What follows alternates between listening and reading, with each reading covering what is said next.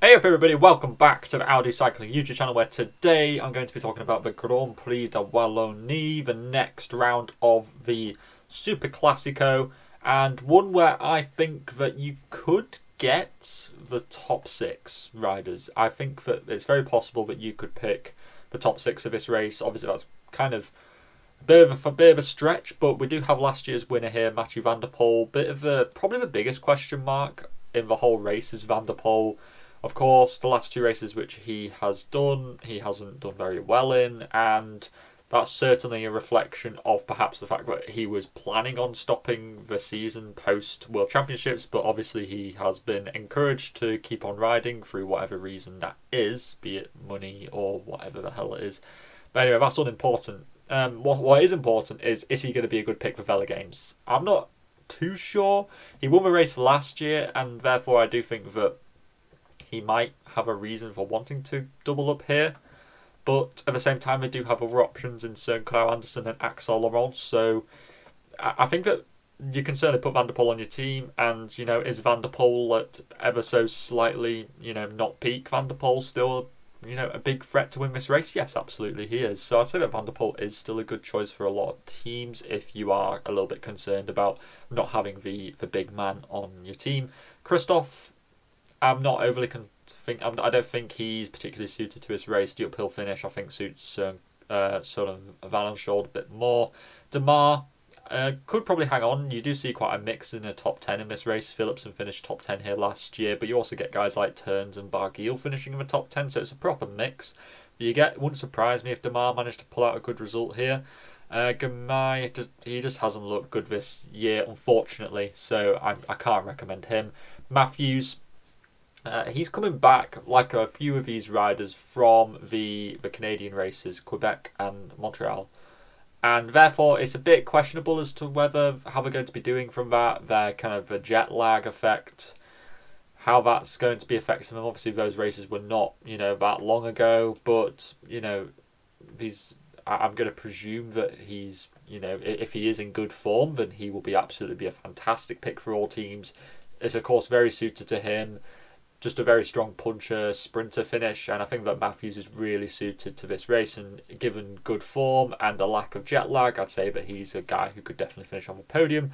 Turns has finished in the top 10 in this race, finished in that position last year, and I think he could definitely do the same. It's going to be hard for Turns to win. He just doesn't have that like get up and go snap that a lot of other guys like a Matthews or a Demar has. So Turns is a maybe in my opinion. I think he's probably going to finish top 10, top 15. Trentin might be a better choice. I think for UAE makes the most sense. He, very similar to Matthews in kind of rider type. So Trentin I like. Greg probably not. Ackerman probably not. Coquard's an interesting one. Of course, he crashed out of the Vuelta. Didn't do that race the other day. Some sprint in France. And that does make me a little bit cautious as to whether he's going to be good. Is he fully recovered? Is he not? I'd probably say stay away from him. I think that's too much of a risk, although this course does suit him down to the ground. Søren Kragh I like as well. That final stage of the Renewai Tour, which Mohoric won. I think Søren Kragh was fourth in that stage. He has been pretty fast in some sprints this year. And I think that if it's not going to be Van der Poel, I'd say that Søren Kragh makes the most sense. I think he could definitely come inside the top 10. But again, it's tricky to tell what Alpecin are going to be doing because they haven't released any press releases. Wellens, maybe he gets his own chance here, but he wasn't looking that great in the Canadian races, so I'm not overly certain. And again, that jet lag effect isn't filling me with confidence that he's going to be the best choice in this race. 14 credit riders, not that much to shout about. Campenaerts, Mozzato maybe, but there's also Demar here. Mezgec will probably get the nod if Matthews doesn't, firing on all cylinders. But again, these are all ifs, buts and maybes, and therefore I don't think those guys are the best options. Zongler, on the other hand, again, another rider who went to the Canadian races. He did very good in Quebec. I think he was just outside the top 10. I think that's pretty good. And good signs going into this race. I think that he would be a better choice than Coquard. 10 credit riders. Big fan of De Bois for this race. He finished, I think he did quite good in Britannia Classic. He's just looking in really good form. Renewai Tour, he was good as well. There's no DeLee here. There's no Caleb Ewan. I think that De Bois is going to be the man here. He finished top 10 last year, and I'm very high on him for this race. I think a top 10 is going to be Not guaranteed, but a very good probability that De Bois will get that. Laurence, of course, the other Alpecin de Koenig option. You could just go with all three of them if you wanted to. I bet one of them will finish inside the top 5.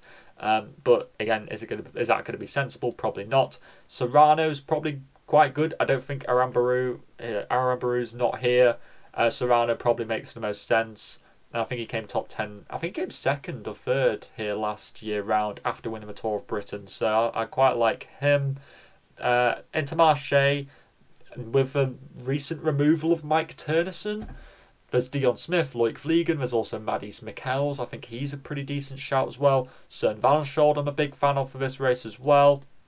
So plenty of value in this mid-tier range. I'm also liking Sandy Dujardin because he finished 10th place in the Britannia Classic, and that was 2nd place in the Peloton sprint behind. You know, this guy was beating, on a tough parcours ending in a bit of a sprint from those guys, he was beating Michael Matthews, Corbin Strong, Matteo Trentin, lots of guys who, you know, went on to do quite well in the kind of Montreal races. And I think that Dujardin is fantastic, a fantastic option.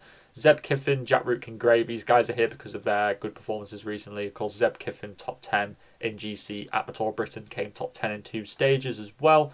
Clément Venturini might finish in top 10. He is a rider very definitely suited to this sort of race. Maddie Michels, I think, is a very interesting choice. Think back to the Deutschland Tour, go look at his stats from there. Uphill little drag finish, he won that. That was like his first kind of pro victory, I guess you could say. And I do think that the recent removal of Turnison could definitely see Michels get his freedom in this race. Bit of a risk, it is, but I think that he is probably the safest 6 credit option. Antonio Morgado, the guy finished, was it 2nd or 3rd in the under-23 road race? I think it was 3rd, signing for UAE next year. Big talent. He could certainly do something. So could Darren Rafferty. I think he finished inside the top 15 in this race last year. So he's another good one. But again, these Hagens, Bermans guys, a little bit risky in my opinion, especially when you could go over Maddie Michels, who's a bit more proven on the pro scene.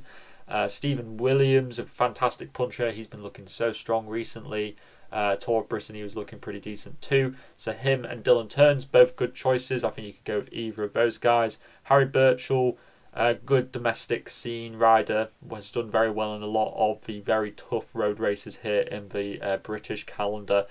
And yeah, other than him, Fabio Christen won a stage of a Tour de l'Avenir, I believe. I don't think it was his brother. Robin Fradavo, very strong sprinter for Tudor, but only really does well in the sprints which are flat. I don't think this is going to suit him particularly. And yes, James McKay, recent signing for Sam Perrin. Pretty cool signing that. Alex Richardson, pretty strong guy again for Sam Perrin. And that's about it unless you're looking for assist points, to be honest with you. But let me know what you're thinking in the comments down below. I think I covered a lot of options there. Are you thinking pro or not Van der Poel in your teams? I think he is a bit of a risk, but I'm kind of thinking that, you know, I don't know, he's a very electric rider, and it's very hard to leave him out of your team when he is obviously kind of the, in theory, favourite going into the race. But yeah, I'm interested to hear what you guys think about that, and also put your teams in the comments down below in case I missed any riders. And all that is left to say is to stay safe out there, and I'll see you in the next Super Classico video. Salut!